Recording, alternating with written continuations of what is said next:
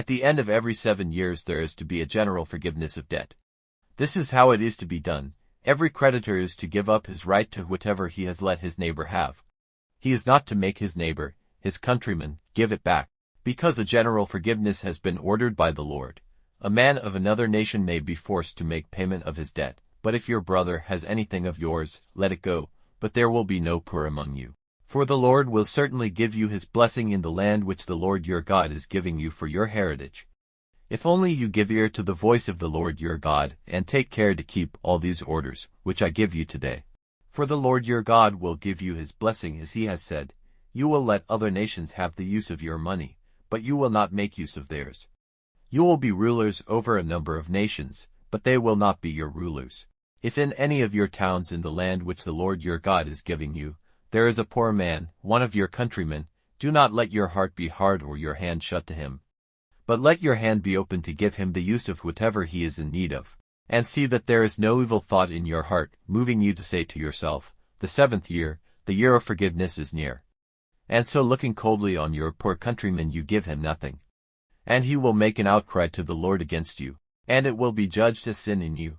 But it is right for you to give to him, without grief of heart, for because of this, the blessing of the Lord your God will be on all your work and on everything to which you put your hand. For there will never be a time when there are no poor in the land. And so I give orders to you, let your hand be open to your countrymen, to those who are poor and in need in your land. If one of your countrymen, a Hebrew man or woman, becomes your servant for a price and does work for you 6 years, in the 7th year let him go free, and when you make him free, do not let him go away with nothing in his hands, but give him freely from your flock and from your grain and your wine, in the measure of the wealth which the Lord your God has given you, you are to give to him. And keep in mind that you yourself were a servant in the land of Egypt, and the Lord your God made you free, so I give you this order today. But if he says to you, I have no desire to go away from you, because you and your family are dear to him and he is happy with you, then take a sharp-pointed instrument, driving it through his ear into the door, and he will be your servant forever. And you may do the same for your servant girl.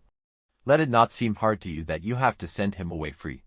For he has been working for you for 6 years, which is twice the regular time for a servant, and the blessing of the Lord your God will be on you in everything you do. All the first males to come to birth in your herd and your flock are to be holy to the Lord your God.